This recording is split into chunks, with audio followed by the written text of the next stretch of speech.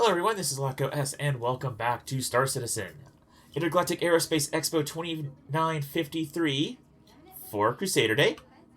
Day 3 of the Intergalactic Aerospace Expo. Quickly, I just want to point out on the IAE event program, we're already on Day 3 here. So Aegis Dynamics is in the Zenith Hall still. And Crusader and Tumbril have taken over the Apex Hall from the alien manufacturers, so unfortunately the alien manufacturers are not available to see at this time. Tomorrow, Aegis Dynamics will disappear and Origin will pop into its place. So, if you want to see the very large Aegis Dynamics halls, now is your chance. So, without further ado, let's get into Crusader Crusader and Tumbril's show floor. Now, usually Crusader and Tumbril are showcased together, and this is actually a pretty it's a very useful thing that the Crusader ships are showcased next to the Tumbril manufacturer, because Tumbril manufactures a wide range of ground vehicles, including the extremely large Nova tank, and without a C2, you are basically unable to carry the Nova tank in or any of the other large vehicles in game. So it's a good thing that they have this to show these Hercules on the same day. So, looks like on the map, the right two halls as you enter in are closed. Doesn't look like there's as many ships. And there's a whole bunch of vehicles down on the ground floor, but let's get to it.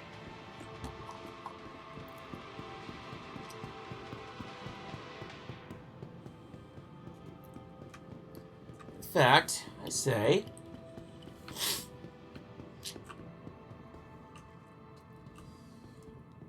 let's go here. Now, which one is this? So there are two C2 variants that are very similar. Yes, this is the C2. That's what I thought.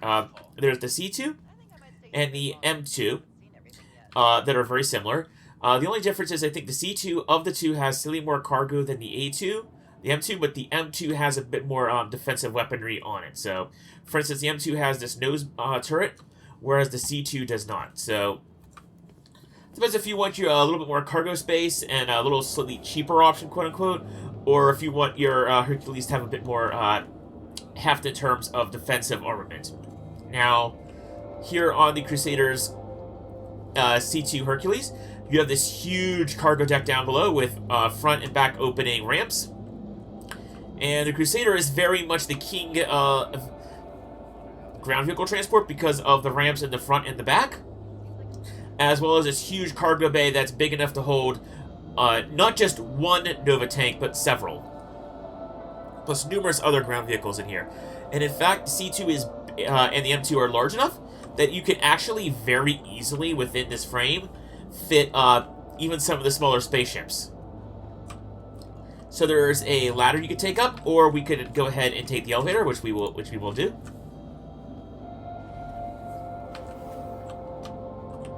Now you can use the elevator to exit the ship, but most of the time you just want to open the back or front rear bay, because most of the time you're going to be loading cargo when you enter the ship.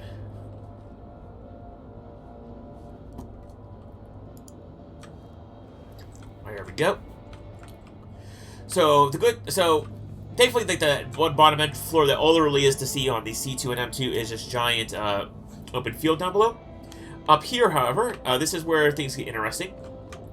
Around this giant section up here, you have a whole lot of these storage units.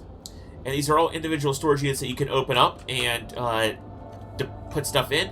Plus, there's a couple of component bays as well, so you can have a lot of personal storage up here as well for your own personal items, as well as smaller cargo items on either side of this little hallway here. In the back on either side, you also have your component bays, engine room, power plant rooms, stuff like that. In fact, we'll cross over here. There's that giant blinding light in the back. That is, I believe, the central engine for this Hercules. And that's it. Again, copying on either side. So, on either side, there are actually a bit of rooms for the crew members. And for as large as this ship is, there really only is, I believe, 2 crew members that are really needed to operate this. Ideally, you can have more, but 2 seems to be like a good balance. You have... This is, by the way, is the rec room for the crew members. So you have TV, couch, you also have a refrigerator, and a kitchen. So you also have your food prep area here as well as a place to sit down and actually eat.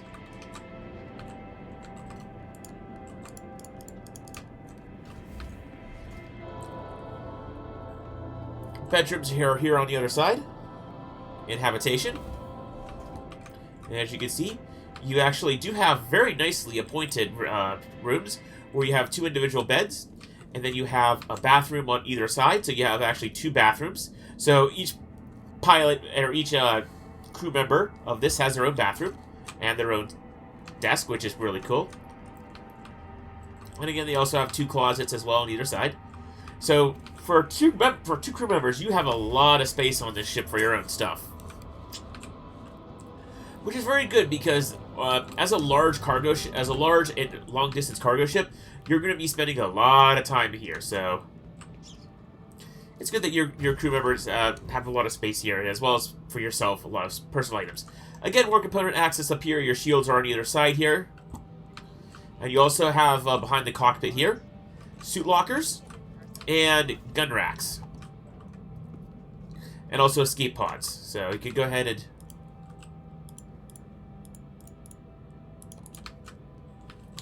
I guess it's not closing.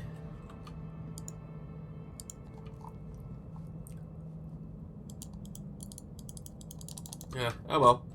But yeah, I do believe that this is the suit locker, and then the escape pod is right next to it.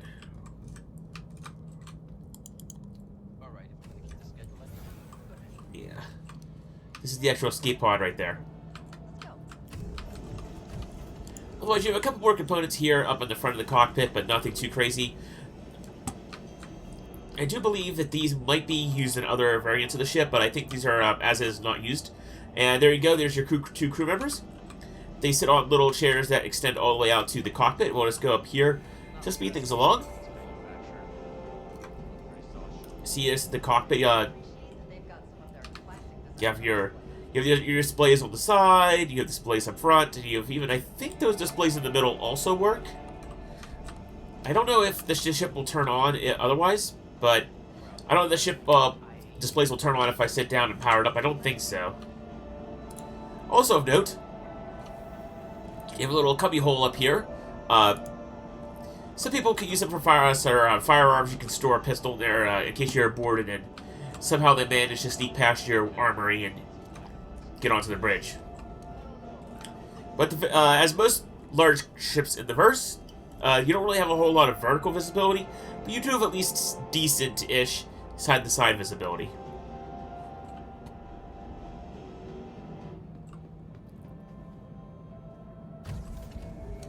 Alright, moving to the back.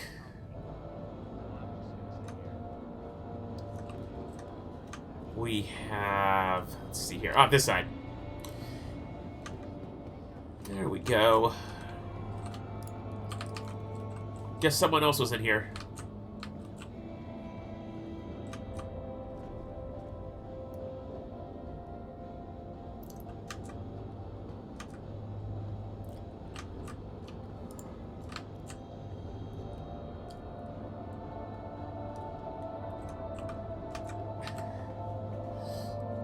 Sometimes you have to give the, yeah, well, not opening for us. That's okay. Okay, I wasn't intending to do that, but I guess it did. Weirdly so... okay, whatever.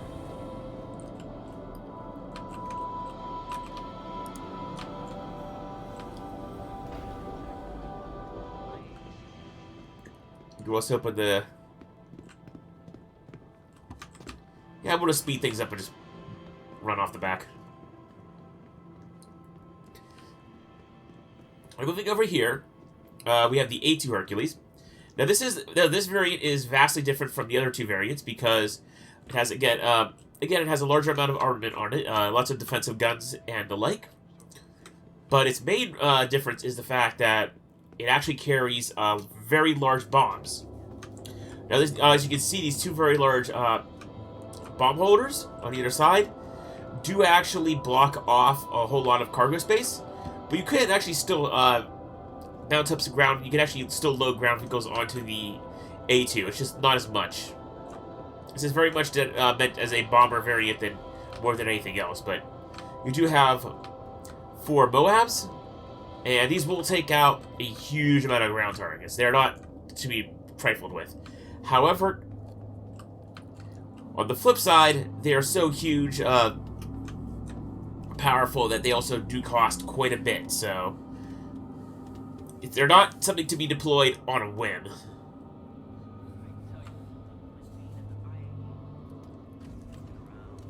Okay. You want to leave. There we go.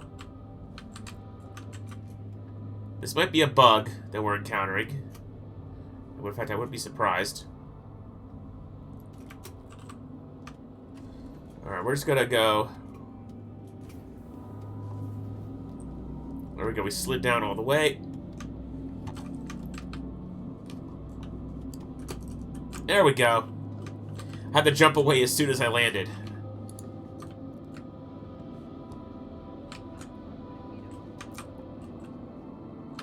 Okay, there's our elevator.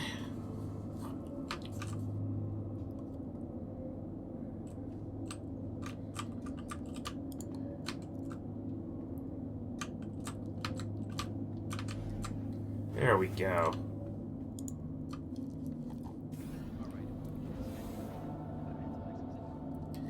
Now, I did want to showcase the top of this. Now, between the different variants, they are very similar, but there are some key differences in some of the areas that we'll briefly go over.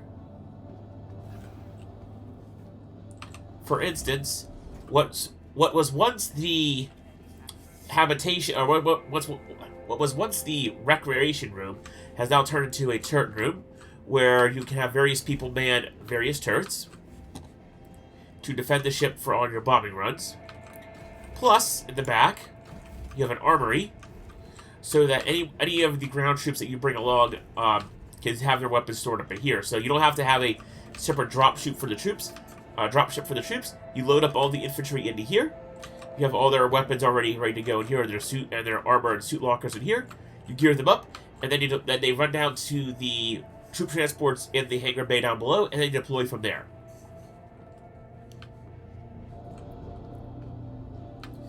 Now, the habitation for the crew members that man the ship is here. And as you can see, there's quite a lot of habitation. There's 1, 2, 3, 4, 5, 6, 7, 8. 8 crew members that have to that now share 2 bathrooms. A markedly more cramped setting than the previous C2, where it was 2 crew members sharing 2 bathrooms. But alas, you do need quite a lot of crew members to man the turrets to defend the ship. There's also a separate little bay here for the kitchen. Interesting that guy fell down below, but obviously it's a similar kitchen to what was in the rec room in the previous variant.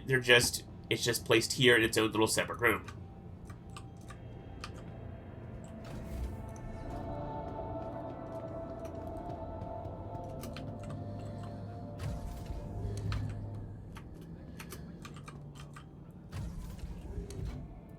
And again, this is for the pilot up here.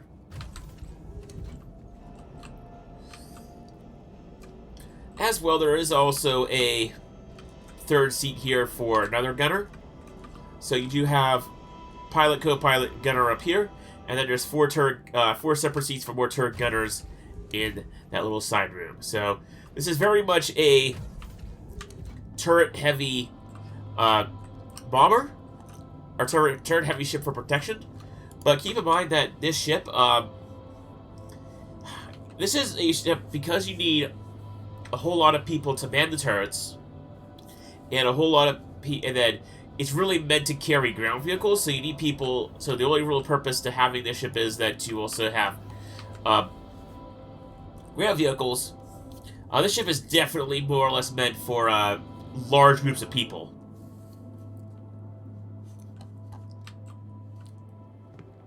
There we go. Because as you can see, turret there, turret there, turret there. There's just 3 turrets already on the bottom of the ship. not to mention the turrets on the top or the nose on the chin. So A2 is very much a heavy assault variant of the Hercules, between the bombs and the turrets.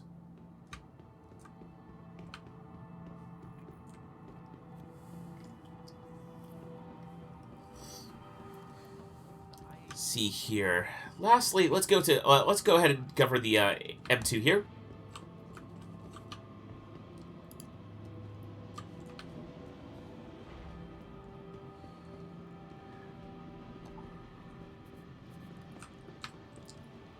See it deploying its little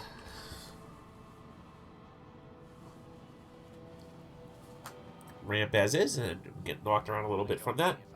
All right. Go up here through the ramp. Let's see if this ladder's been... No, this ladder isn't as well behaved again. It's okay, we'll just call the elevator.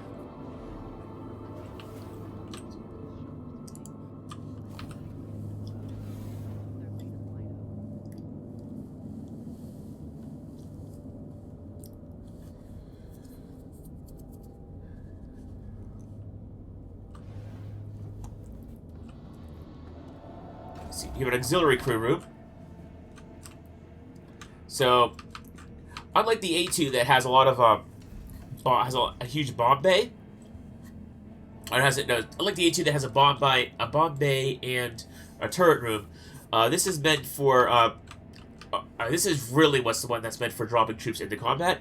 The A2 kind of does, but the M2 is what really excels at, because it's...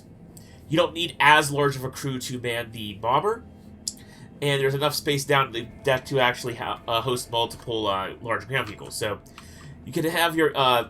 before the infantry deploy into ground vehicles, you can have them mount up here into these seats. There is a kitchen and a bathroom here for them.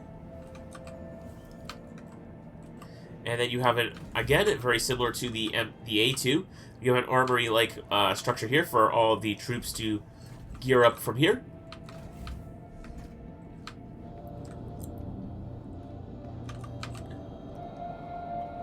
And habitation has enough room for 3 crew members. 2 desks, 2 bathrooms like before for the crew, so you're in a good spot. Plus you have a little dedicated kitchen here behind the crew bay, so... Very much that this is very much a this crew bay is more or less meant for like a smaller group of people, where you have like only 3 crew members needed. I believe a pilot, co-pilot, and turret gunner. And there's only 1 turret gunner on the ship, so you don't have to worry too much. In fact, if we were going to the cockpit, it would look like the same cockpit from the A2, because there's 3 seats for the up there. So 3 seats in the cockpit up there. Much lower crew requirement. So, real quick, before we wrap up this, going over the Hercules series, Hercules Starlifter C2 is what I would recommend if you're doing mostly cargo runs. You only need 2 people. It's only a crew of 2 people, but you can definitely run it by yourself. It focuses on cargo capacity, and it also allows you to basically have like a really nice living quarters for yourself for like those long deep space journeys. M2 is if you want a little bit more protection and you're trying to also think of it more military ops, where you're not going to be loading cargo as much, but you're going to be considering loading like things like the Spartan series, where there's a whole lot of troops that go into the Atlas platform series, where you have a whole bunch of troops that go into the Atlas, or crew members for various ground vehicles. You want to carry them, plus all their FPS gear, as well as that. Plus, you have a bit more protection with the additional turrets and guns on the M2.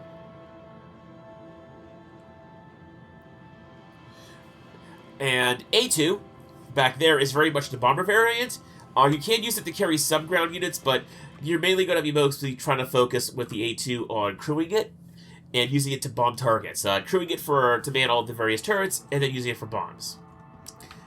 Of the three, I would definitely say C2 if you're planning on a more civilian path, and an M2 for more, if you're thinking about going into more rougher spots. Now we get to Tumbrel's main showcase on the floor here. We have the Tumbrel Nova, which is its main battle tank. You have the Storm AA, which is a light anti-aircraft tank. Or I guess the best way to describe it would be, because it looks like it's purely only missiles. I want to see what it says here in the description.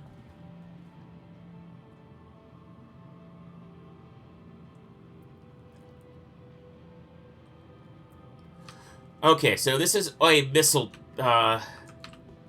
tank, so to speak. Quote-unquote missile tank. That's going to be interesting considering how missiles currently play throughout the verse. Don't expect this to be super reliable.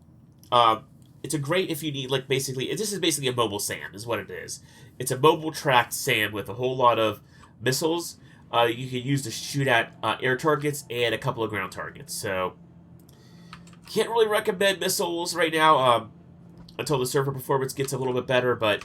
If you really like the idea of having a little mobile SAM tank, SAM surface launcher, SAM launcher, go for it.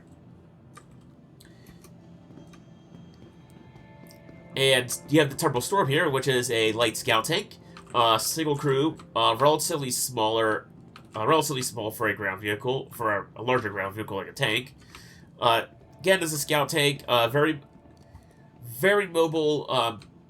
But it is lightly armored, and I do believe that if a ship has any kind of ballistic weaponry, if a ship targets the rear half of this tank, it'll be basically knocked out nearly instantaneously. So you're gonna have to be careful. But this is the Tumbrel Storm and the Storm AA are new to IAE this year, and I'm trying to get. It's interesting because you're supposed to be able to... This is kind of the interesting issue of some of these ground vehicles is because... There we go.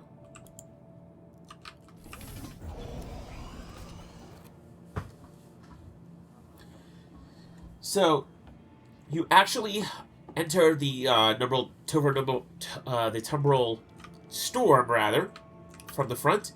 It'll actually drop down a seat, so let's see here.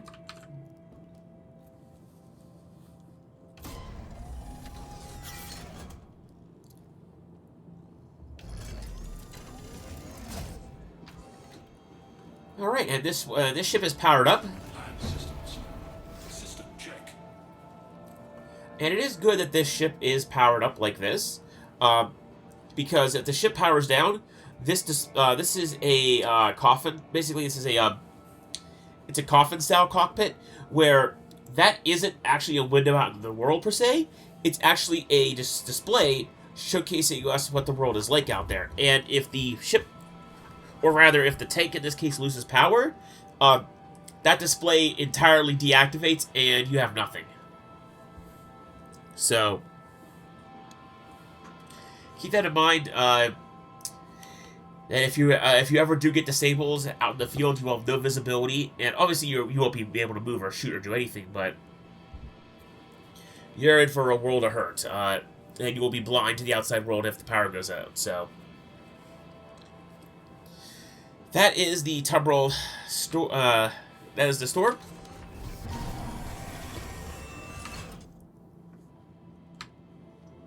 Now let's go into the Nova, which is the heavy tank. There's a hatch here in the back. You have a turret gunner, a co-pilot, and a main driver. And while you can actually operate the Tumbrel Nova as a single crew member, it is highly recommended you at least have 2 crew members, if only so that you can have someone man the turret and operate the turret independently of the driver. Other than that, there's nothing really too interesting in here. Again, by the way, this is I believe I think this is like either one-way glass or a display, because if you go to the front of the Tumbrel Nova, you can see that there's no glass display in there. And I believe that they did that with the Turbo Nova and Cyclone, well, sorry, Storm, because a lot of tanks in real life have absolute crap visibility. So while the visibility of neither of those tanks is great, it's actually a marked improvement over anything that exists in real life or historically. Other than them giving you a little hatch to stick your head out of, that's the only way you'd get that kind of visibility, or any kind of real visibility in a tank. So that covers the main show floor. So thankfully it's only half an hour, so that's good. This isn't taking forever.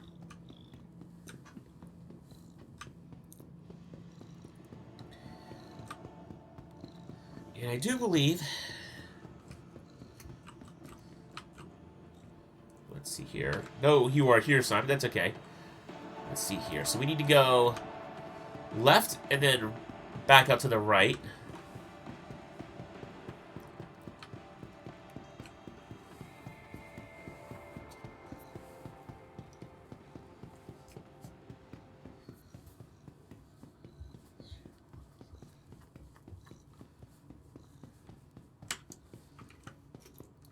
Alright, here we go. The infamous, the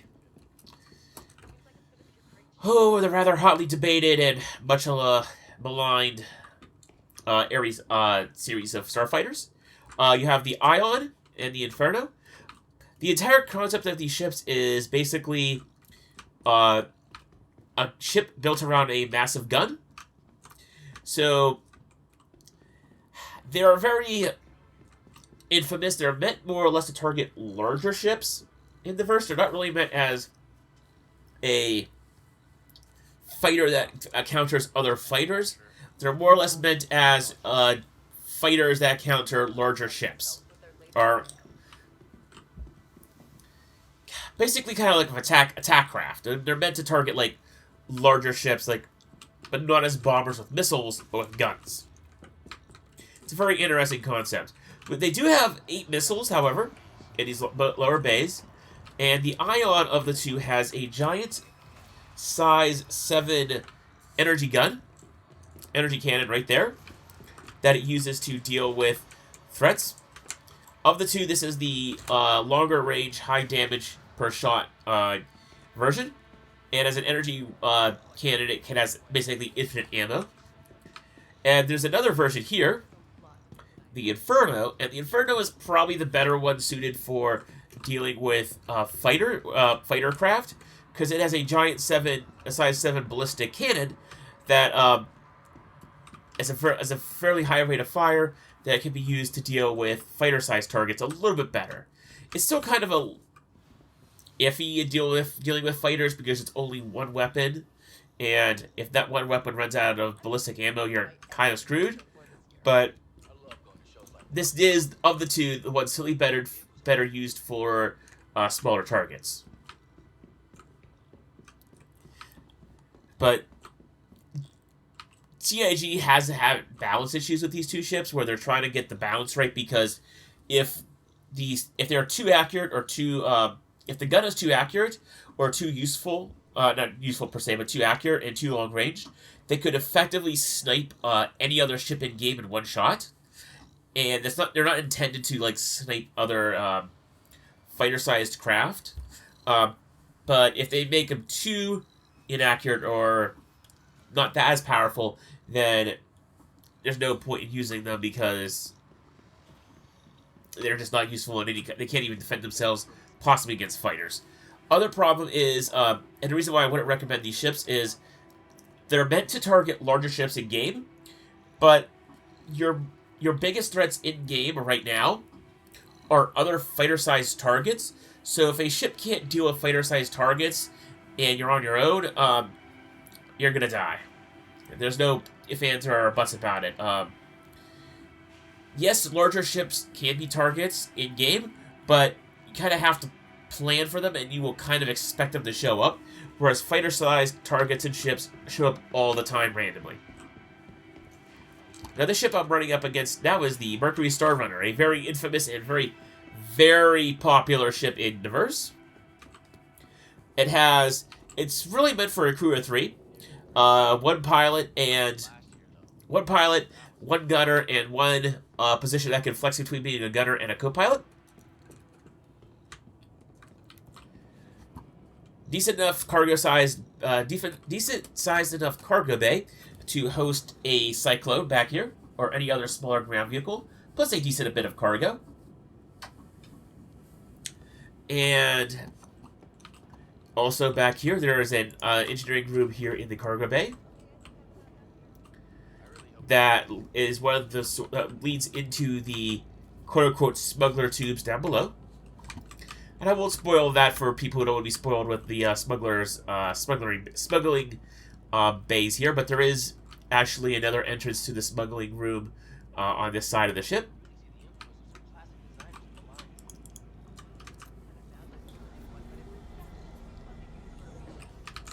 You have these servers back here. So this is also, in addition to being a very fast cargo ship, is also supposed to be a data runner. So the Mercury Star Runner series is supposed to be very much a long-range, very fast data and basically high-value express cargo delivery service. You have a whole bunch of servers back here to store data. You also have a scanning section back here if you need to actually scan down or gather data. Close that door so nobody falls into a hole. So you actually have a dedicated scanner back here, so you can have a cope. So if you're not expecting anyone, or you don't think you're going to be set up on enemy soon, you can have a dedicated person here on scanning down anything in the area, while the pilot and co-pilot actually control and fly and man the ship. If you get into trouble, you have your two other, besides the pilot, the 2 other crew members can hop into these 2 seats and man a upper and lower turret. Let's see here. There's the bridge. Make sure there was nothing else on the other side. Now, once you go towards the bridge, you actually do have a nice little area up here for long-distance journeys. You have 3 beds here. Back in habitation. You have 2 bathrooms for 3 people, which is nice. And you also have 3 closets. So everyone gets their own closet. Pretty much everyone gets their own bathroom, and you also have 2 desks here with their own displays. Plus,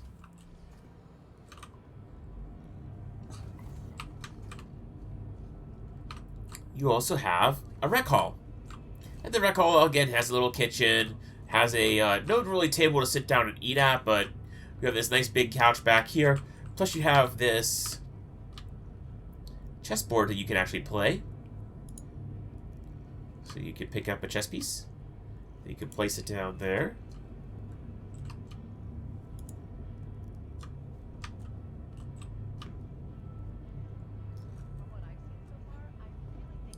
There we go.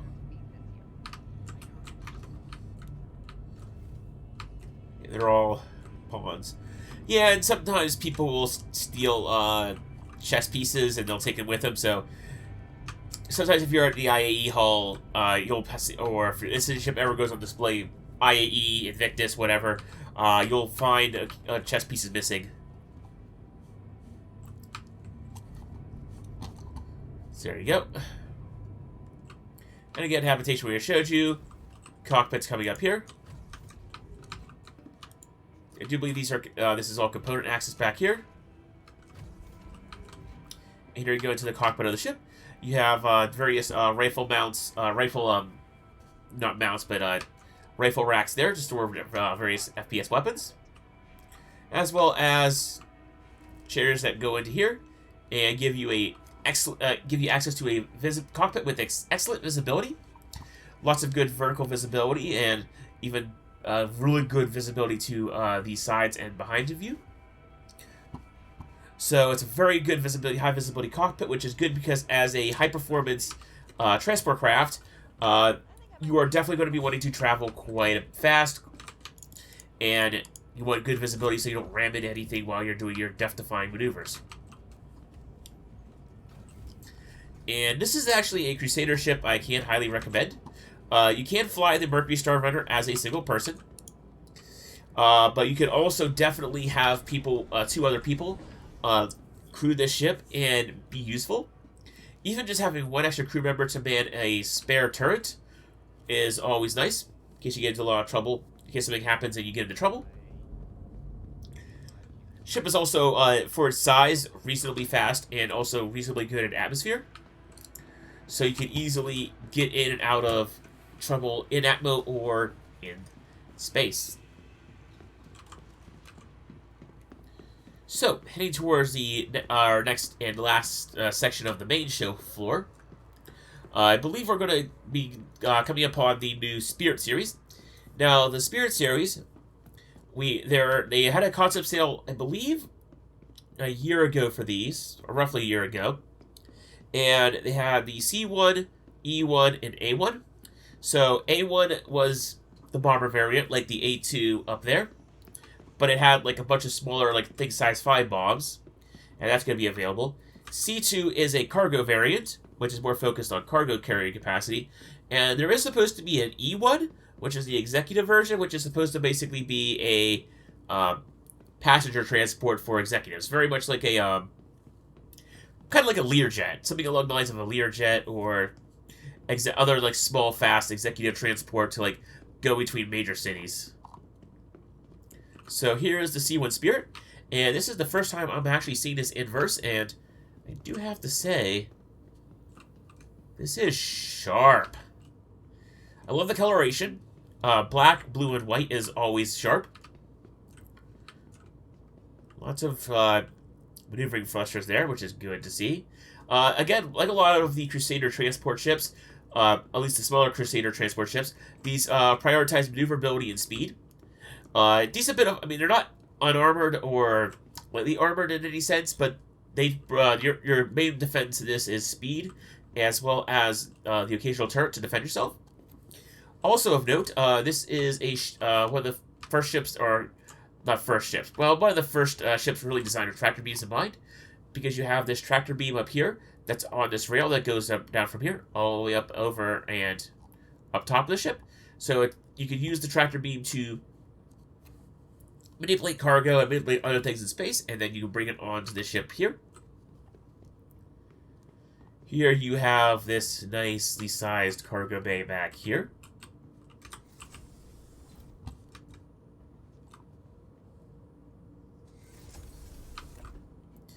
You have a bath. Ooh, it looks like there's like 1 bathroom here. 2 beds right next to the cockpit. 2 suit lockers. 2 mounts for rifles and pistols. Little kitchen area. This is actually really nice. This very much does seem like it's a small ship, and I could definitely see you crewing this and operating this by yourself. But it definitely seems like bringing along an extra person will be very useful, particularly because you already have I think the tractor beam can only be operated by the second seat, so having that person be there and help with unloading and unloading is probably a good idea.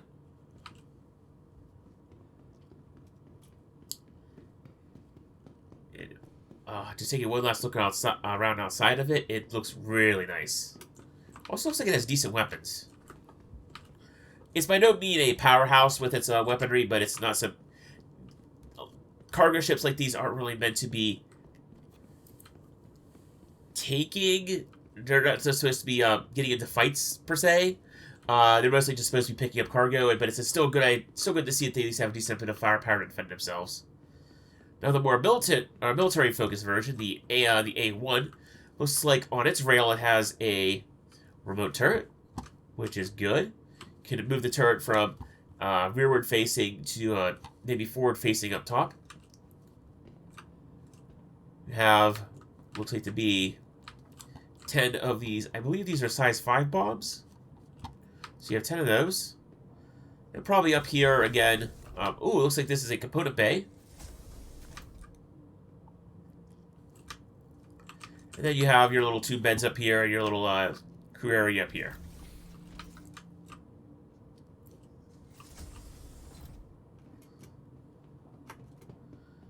So that's it for the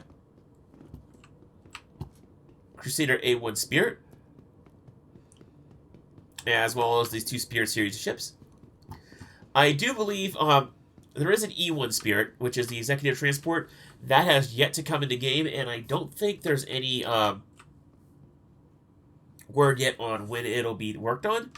It might be something they designed for next year, but I don't really know.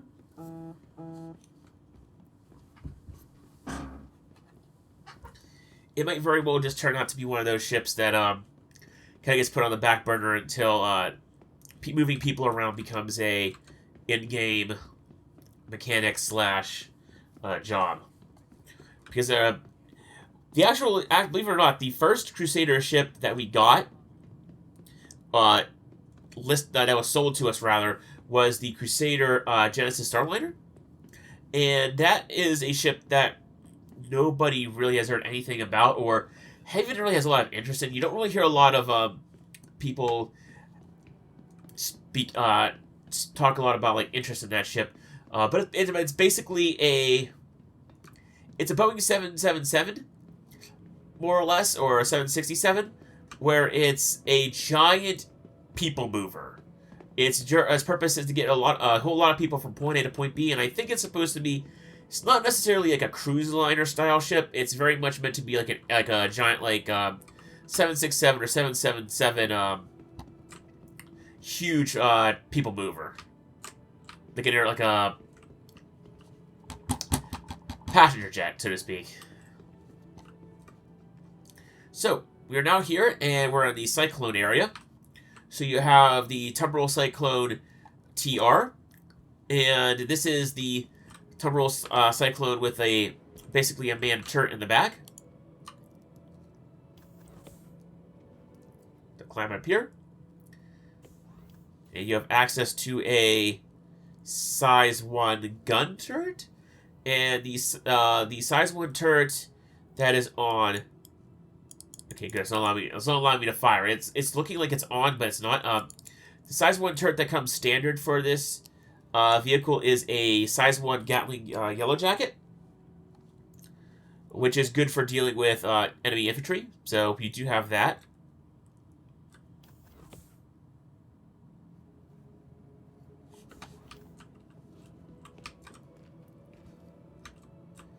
And you have a co-pilot or like a sword riding shotgun and a driver. I'll look at the turret use. And I keep on hearing the Inside Star Citizen theme song.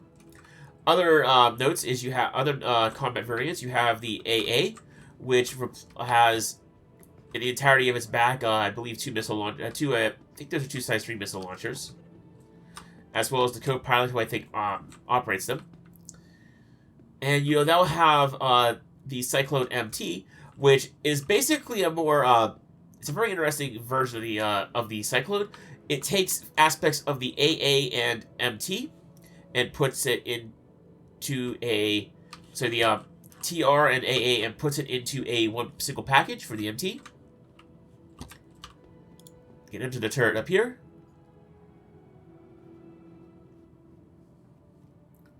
And again, it looks very much similar, but instead of a Gatling gun, you actually have a light cannon, and as well as access to some missiles for shooting down enemy ships or ground vehicles. So this is more or less meant for dealing with more hardened targets. You can obviously use the cannon to attack infantry, but the cannon and the missiles are more or less they're more geared towards attacking light ships or light vehicles on the ground.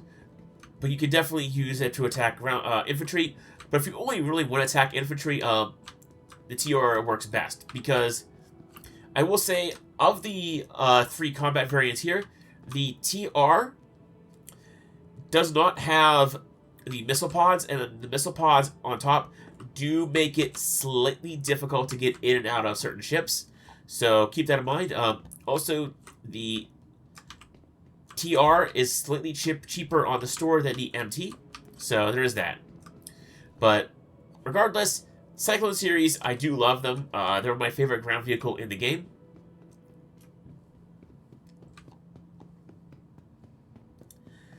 We also have over here the more civilian quote-unquote versions. You have a regular tumble cyclone. And the regular cyclone is cool because you can use this. You can close it up. And you can actually have a 1 SCU box back here. You could throw even possibly maybe even 2 SCU box depending on how you mount it. But you can basically have cargo back here. And you can go off and driving here with the driver and again your co-pilot. You have a Tumble Cyclone RC, which is a racing version. And you have the RN, which has a radar panel back here, and it's mostly meant for exploration.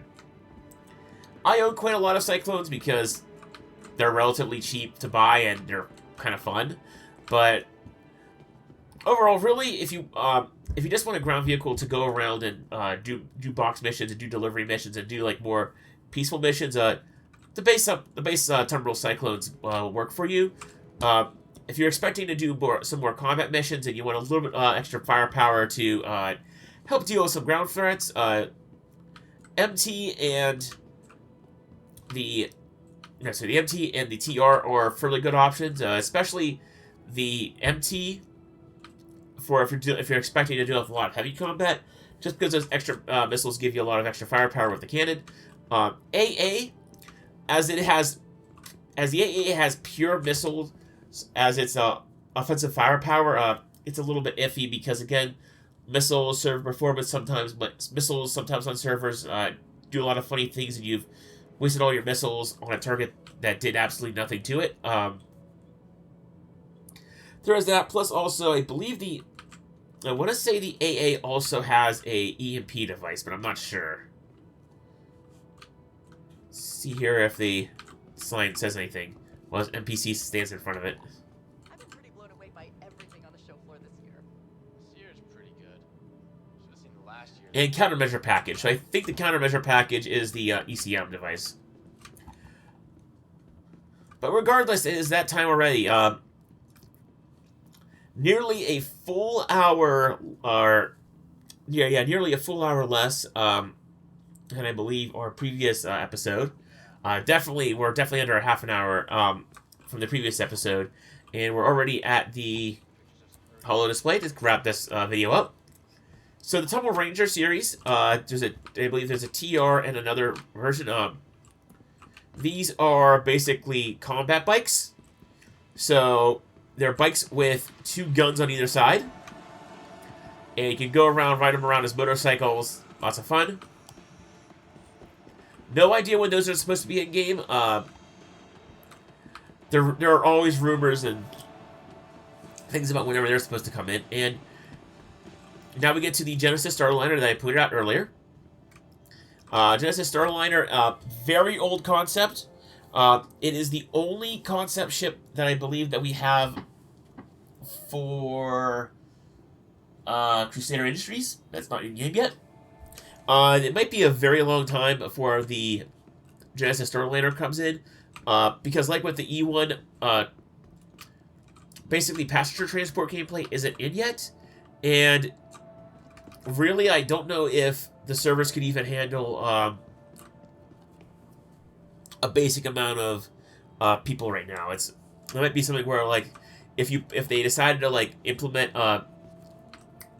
passenger transport, the amount of NPCs would just create havoc. So I wouldn't be surprised if passenger transport becomes one of those mechanics that's way off in the distant future, and therefore the mechanics and the ships that support those features are also a long distance off in the future.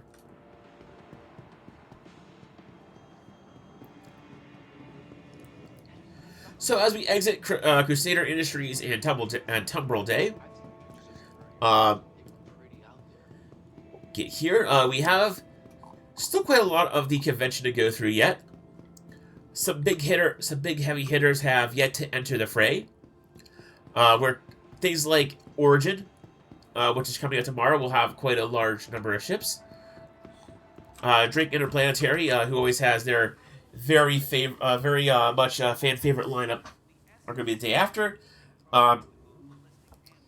really, we got a lot of big names coming up still, so lots to look forward to. I'm looking forward for a couple of days on the 22nd for Argo Consolidated Outland to show up, because usually those have those are shipped by two favorite manufacturers in the verse, and they're going to be on the 22nd. So we still have quite a bit of ways for them, but I will say this is Lock OS wrapping up my day 3 here at IAE, and I will see you all tomorrow for Origin Day. So until then, take care.